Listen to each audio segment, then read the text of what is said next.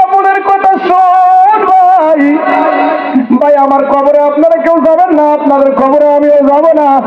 কবরের হালতের কথাটা একটু শোনেন। ওই আর্মি জওয়ান বলতেছে, হুজুর আমি দেখি একটা মাত্র দাঁত দিয়া কামড় দেয় আর পুরা বডিটা থর থর করে কাঁপতেছে কবরের ভিতরে। আমি দেখার পরে দেখি শুধু কামড় দিয়া ক্ষান্ত হয় নাই, ওই প্রাণীটা আমার পিছনে ধাওয়া করা শুরু করেছে। আল্লাহ হুজুর আমি ওই মুহূর্তে কি করব? আমি যখন দৌড় লাগাই দিলাম, আমি পিছনে নজর করে দেখি ওই প্রাণীটা শুধু কবরে নাই, কবর থেকে উঠে আমার পিছনে দৌড়ানো শুরু করছে। আমি যত দূরে যাই প্রাণীটাও তত দূরে দৌড়ায়। হুজুর আমি চিন্তা করলাম, আমি যদি পুকুরে নামি, কোনো পানি আছে এমন জায়গায় নামলে হয়তো প্রাণীটা আর পানিতে নামতে পারবে না। আল্লাহু আকবার বলেন। প্রাণীটা নামতে পারবে না। হুজুর আমি এমন একটা জায়গা বাঁচতে বাঁচতে খুঁজতে খুঁজতে একটা জায়গা পাইলাম, হয়তো বা হাঁটু পর্যন্ত অথবা কোমর পর্যন্ত পানি হবে। হুজুর আমি পানির মধ্যে যখন লাফ দিলাম, একবারে যখন পুকুরের মাছ বরাবর গেছি, তখন আমার হাঁটু পর্যন্ত পানি। তখন আমি তাকায় দেখি, হ্যাঁ ঠিক প্রাণীটা পানিতে নামতে পারতেছে না, কিন্তু প্রাণীটা মাত্র জিহ্বা দিয়া, বাবারে আল্লাহর আযাব যে কেমন একটু ভালো করে শোনো। এবারে ওই যুবক বলছে, হুজুর আমি মাত্র তাকায় দেখি প্রাণীটা পানিতে নামতেছে না, ঠিক আছে, কিন্তু তার জিহ্বাটা পানির মধ্যে মাত্র কয়েক সেকেন্ডের জন্য লাগাইয়া দিয়েছে। লাগাইয়া দেওয়ার সঙ্গে সঙ্গে পানিতে দাউ দাউ করে আগুন জ্বলতেছে। আল্লাহু আকবার। পানির মধ্যে যখন আগুন জ্বলতেছে, ফুটান্ত ভাতের ফ্যান, ভাতের মার যেমন টকবক টকবক করে উঠলায় ওরকম উতাল দিতেছে।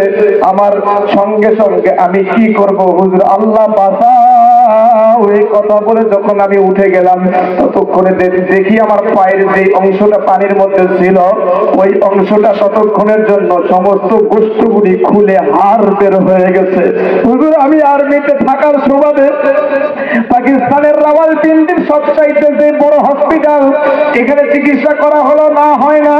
এরপরে তাম বিশ্বের বিভিন্ন যারা হাড়ের চিকিৎসক, তাদের কাছে চিকিৎসা করা হলো, হয় না। হুজুর আজ কয়েক বছর যাবত দেখি আমার হাড়ের মধ্যে কোনো গোস্ত আর গজায় না, জ্বালা যন্ত্রণাও কমে না। অনেক মেডিসিন খাই, অনেক উন্নত চিকিৎসা করার পরে হুজুর হয়তো বা ব্যথাটা কিছুক্ষণের জন্য কমে আবার বাড়ে। বলার পরে যুবক এই ব্যান্ডেজ কেমন ব্যান্ডেজ লাগানো যায়, আবার ব্যান্ডেজ খোলাও যায়। এই ব্যান্ডেজটা খোলার পরে ডক্টর নূর আহমেদ বলেন, তাকায় দেখি আল্লাহর বান্দার পায়ের মধ্যে তখনো পর্যন্ত কোনো গোস্ত গজাই নাই। অজানামাজি ভাইরা কবরের আযাব সহ্য করতে পারবে তো? ও সুদখোর ভাইরা কবরের আযাব কেমনে সহ্য করবে? এটা বর্দা কবরের আযাব কেমনে সহ্য করবা গো মা? মাগো আল্লাহ রাব্বুল আলামিন যে ঘোষণা দিয়েছেন, যে আযাবের কথা বলেছেন, সে আযাব সহ্য করার মতো কোনো ক্ষমতা দুনিয়ার কোনো মানুষের নাই। বাবারে এই জন্য আপনাদের কদমে হাত রেখে বলছি, এই যে কবরে যারা শুয়ে আছেন, কারো বাপ, কারো দাদা, কারো চাচা, কারো ফুপু, কারো আম্মা, কারো খালা আম্মা, অনেকের অনেক ব্যক্তি শুয়ে আছেন। বাবারে আপনারা একটাবার চিন্তা করেন, আটলান্টিক মহাসাগরে যদি একটা মানুষকে শুধুমাত্র একটা কলার ছোট্ট একটা গাছ দিয়া সাগরের মধ্যে যদি মাঝখানে বাসায় দেওয়া হয়, কেউ একবার উপরে উঠে একবার নিচে নামে, অন্ধকার কিছুই চিনা যায় না, দেখা যায় না। বাবারা নিউটা মধ্যপাড়ার ভাইরা বাপজিরা আপনারা বলেন, এই লোকটার কাছে ডানে কেউ নাই, বামে কেউ নাই, নাই বলতে কেউ নাই, শুধু পানি আর পানি। এই লোকটা যেমন অসহায়, শুধুমাত্র একটা কলার গাছ তার বুকে নিয়ে ভাসতেছে সমুদ্রের ঢেউয়ের ভিতরে, এই লোকটা যেমন অসহায়, আল্লাহর নবী বলেন এর চাইতে বেশি অসহায় থাকে যে মানুষটা কবরে চলে যায়। যে মানুষ কবরে চলে যায় তার কোনো আমল করার ক্ষমতা থাকে না, তার কোনো আমলের কোনো ক্ষমতা থাকে না, সমস্ত আমলের দরজাগুলি বন্ধ।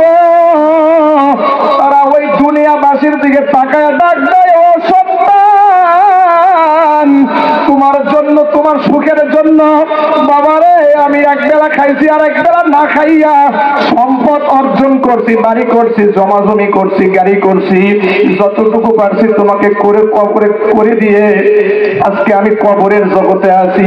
আজকে তুমি ছেলে মেয়ে স্ত্রী নিয়ে যখন তুমি আরামের বিছানায় ঘুমাও, আর আমি কবরে কোন অবস্থায় আছি একটা বড় কবর নিলা না। আল্লাহর নবী বলেছেন, কোন সন্তান যদি পিতা মাতার কবরের পাশে দাঁড়ায়, ও বাবা হুজুরদের মতো গুছাইয়া দোয়া করার লাগবে না। বাবারে তুমি মূর্খ, তুমি কিছু বলতে পারো না, শুধুমাত্র হাত তুলে যদি কিছু না বলে শুধুমাত্র নীরবে যদি মনে মনে আল্লাহর কাছে তোমার কথাগুলি প্রকাশ করো, আমার আল্লাহ কিন্তু বাংলা, হিন্দি, উর্দু, ফার্সি, হিব্রু যত ভাষা আছে আল্লাহ সব বোঝেন। আমার আল্লাহ সব জানার কারণ আমার আল্লাহ আলিমুম বিযাতিস সুদূর। আল্লাহু আকবার। আমার আল্লাহ কিন্তু অন্তরের খবর জানেন। তুমি একটু দাঁড়াও, দাঁড়ায় আব্বার কবরের পাশে, আম্মার কবরের পাশে দাঁড়াও, দাঁড়াইয়া একটু চোখের পানি সারিয়া দাও, তো সঙ্গে সঙ্গে আমার আল্লাহ আব্বা আম্মার কবরের আযাব মাফ করে দিবে। জোরে কোন সুবহানাল্লাহ। ও মুসলমান নবীর উম্মতের দল, যে কথা বলছিলাম, কবরের অনেক রকমের আযাব হয়, অনেক রকমের আযাব হয়। এই কবরের আযাব, এখন একজন মারা গেছে, কবরে আযাব, আযাব হচ্ছে হাসান বসরি রহমাতুল্লাহি আলাইহির জামানায়। কি কথা বলবো ভাইরা? জি জি কথা বলবো। হাসান বসরি রহমাতুল্লাহি আলাইহির জামানায়, হাসান বসরি রহমাতুল্লাহি আলাইহি স্বপ্নে দেখতেছেন একটা লোকের কবরে আগুন জ্বলতেছে, সে বহুত বড় কষ্টে আছে। এই লোকটা ডাক দিয়ে বলতেছে, ও হাসান, তুমি জমিনের মধ্যে বড় আল্লাহর ওলি। ও হাসান, তুমি আল্লাহর ওলি, তোমার কথা আমার আল্লাহ শোনেন। তুমি আমার বাড়ি অমুক জায়গায়, আমার মেয়েটা একটা বাজারি মেয়ে, একটা অসভ্য মেয়ে। হাসান, তুমি আমার মেয়েটাকে বলিও আমার মেয়েটার জন্য আল্লাহ রাস্তায় কিছু সদকা করে, কিছু দান করে। এ কথা যখন বলছে, হাসান বসরি রহমাতুল্লাহি আলাইহি মাথাটা নিচু বানায়া এক কদম দুই কদম করে হাঁটতে হাঁটতে খুঁজতে খুঁজতে পেয়ে গেছে। মানুষকে জিজ্ঞাসা করলে মানুষ বলতেছে, অমুক পুকুরে যাও, গেলে তাকে দেখতে পাইবা।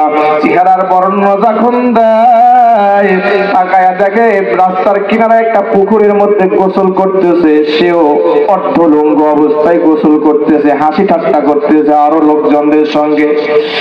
এবারে হাসান বসরি ডাক দেয়া বলে, মা গো মা, তোমার নাম অমুক, তোমার আব্বার নাম অমুক। হ্যাঁ কি না বলো? বলে হ্যাঁ হুজুর। মা, আমি স্বপ্নে দেখছি তোমার আব্বা খুব কষ্ট আছে। মা গো, তোমার আব্বার নামে কিছু দান সৎকা করো, তোমার আব্বা বড় কষ্টে আছে, তোমার আব্বার কবরের আযাবটা একটু লাঘব হবে। এইবারে ওই মহিলা ঠাট্টা তাচ্ছিল্য তুচ্ছ তাচ্ছিল্য করে পুকুরের মধ্যে ছিল, এরকম একটু পানি নিয়ে হাসানে বসরি রহমাতুল্লাহি আলাইহির দিকে নিক্ষেপ করেছে। জোরে কর নাউযুবিল্লাহ, আরো জোরে জোরে বলেন আস্তাগফিরুল্লাহ। বলতেছে, এই যে নাও, এই যে নেন হুজুর, আমার আব্বার জন্য আপনাকে এক চুল পানি দান করলাম। কি দান করেছে বলেন? জোরে বলেন। পানি দান করেছে। এবারে হাসান বসরি রহমাতুল্লাহি আলাইহি দিনের মধ্যে বড় কষ্ট পায়।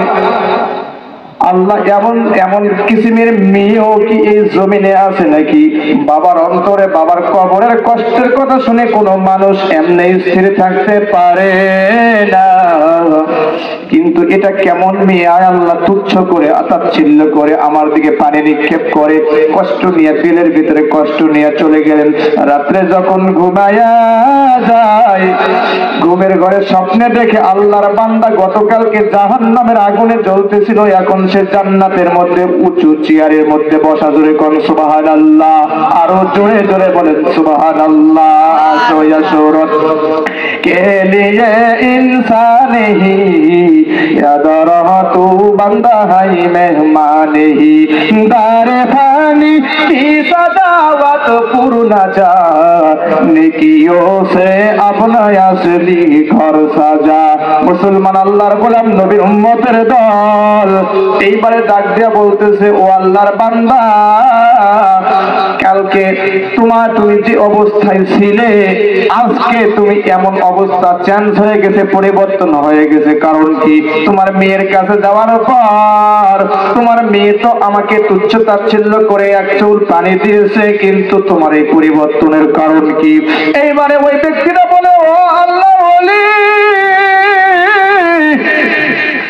আমার মেয়েটা যখন পানি দিয়েছে ওই সময় আল্লাহর একটা ছোট্ট মখলুক পিপাসার একদম দ্বারপ্রান্তে চলে গেছে, তৃষ্ণার্ত হয়ে মারা যাবে পানি পান করার জন্য পুকুরের কিনারায় চলে গেছে। পানি পান করার জন্য যখন পুকুরের কিনারায় চলে গেছে কিন্তু নামতে পারতেছে না। আল্লাহর ওলি গো, ওই সময় ওই পানির এক ফোঁটা পানি ওই পিপিলিকার মুখের মধ্যে যখন পড়ে গেছে, পিপিলিকাটার তৃষ্ণা নিবারণ হয়ে গেছে। পিপিলিকা দোয়া করতেছে, আল্লাহ যিনি পানি দান করলো, আমার জীবনটা বাঁচাইলো, আমাকে সহযোগিতা করলো, আল্লাহ তার আব্বা আম্মা যদি কেউ কবরে যেয়ে থাকে আল্লাহ তাদেরকে তুমি মাফ করে দাও। একটা পিপিলিকার দোয়ার বরকতে আমার মতো একটা পাপীকে আমার আল্লাহ দয়া করে জান্নাতের মধ্যে স্থান করে দিয়েছে। জোরে কোন সুবহানাল্লাহ। লা ইলাহা ইল্লাল্লাহ